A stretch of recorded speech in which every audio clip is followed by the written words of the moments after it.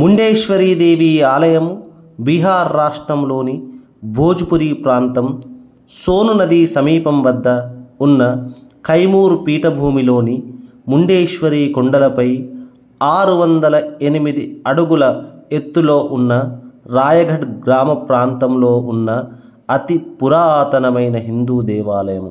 ఇది ప్రపంచంలోనే అత్యంత పురాతనమైన హిందూ దేవాలయంగా నిలిచింది.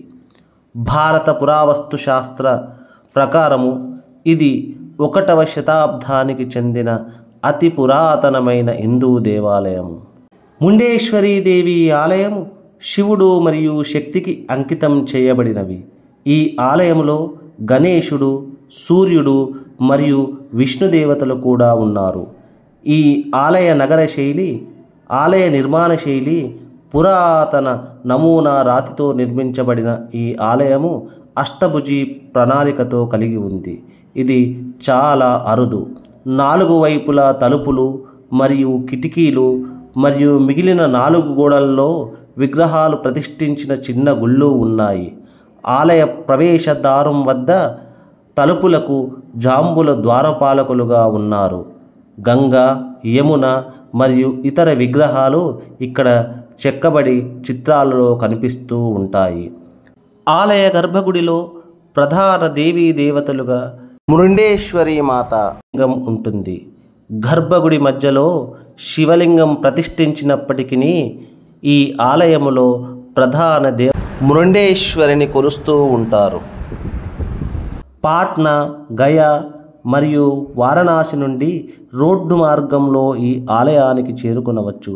సమీప రైల్వే స్టేషన్ మొహానియా రైల్వే స్టేషన్ వద్ద ఉంది.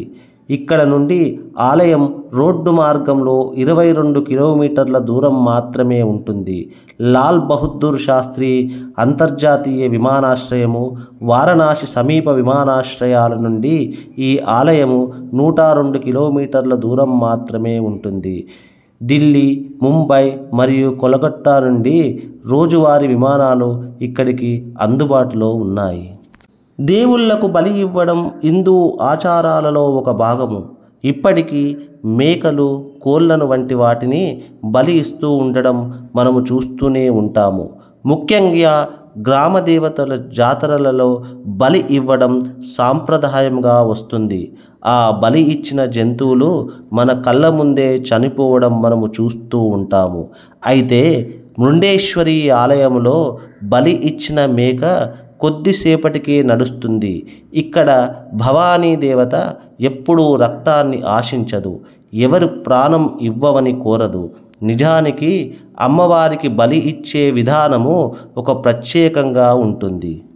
ఇక్కడ మేకను బలి ఇవ్వడానికి కత్తి లేదా మరే ప్రాణాలు తీసే ఆయుధాలను ఉపయోగించరు. ఆలయ పూజారి ప్రకారము ఈ ఆలయము గురించి ఎంత చెప్పినా తక్కువే.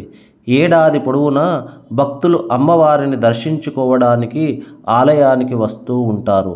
అమ్మవారి ఆశీస్సులను పొందుతారు. ప్రజలు కోరికలు తీరినప్పుడు భవానీ దేవికి తమ కృతజ్ఞతలు తెలియచేయడానికి అమ్మవారికి బలులు సమర్పిస్తూ ఉంటారు. పూజారి ప్రకారము ఇక్కడ భవానీ దేవతకు మేకను బలి ఇచ్చే సాంప్రదాయం ఉంది. అయితే ఇక్కడ ఎప్పుడూ రక్తపాతము జరగదు. నిజానికి బలి కోసము మేకను అమ్మవారి ఆలయం వద్దకు తీసుకొస్తారు. మంత్రాలు పఠిస్తూ పూజారి మేకపై అక్షతలు విసురుతారు. ఆ అక్షతల ప్రభావం వలన మేక వెంటనే స్పృహ కోల్పోతుంది, నేలపై పడి శ్వాస ఆగిపోతుంది. దాని తర్వాత మిగిలిన పూజా క్రతువును పూర్తి చేస్తారు. పూజలో చివరి కార్యక్రమంగా అక్షతలు మళ్ళీ మేకపై పోస్తారు.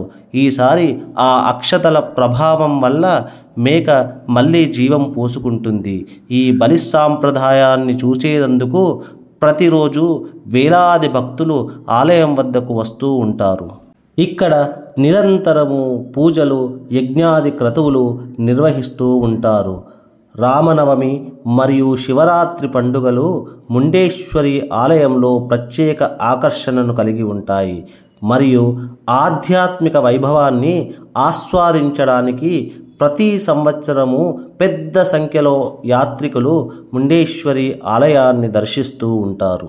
ఇటువంటి అపురూపమైన ఘట్టాలు, ఆలయ చరిత్రలు మన హిందూ ధర్మ వైభవాన్ని, ప్రాశస్తాన్ని ప్రామాణికంగా నిరూపిస్తూ ఉంటాయి. ఇది మన ధర్మం అతి పురాతనమైనదని, అన్ని మతాలకు మూలం సనాతన ధర్మమే అని తెలియజేస్తుంది. మనం హిందువులుగా జీవించడం మనకు భగవంతుడు ఇచ్చిన గొప్ప వరం. ఈ వీడియో నచ్చినట్లయితే అందరికీ షేర్ చేయండి. మీ అభిప్రాయాలను కామెంట్ రూపంలో తెలియచేయండి. నా ఛానల్ను సబ్స్క్రైబ్ చేసుకోండి. జై మాతాజీ.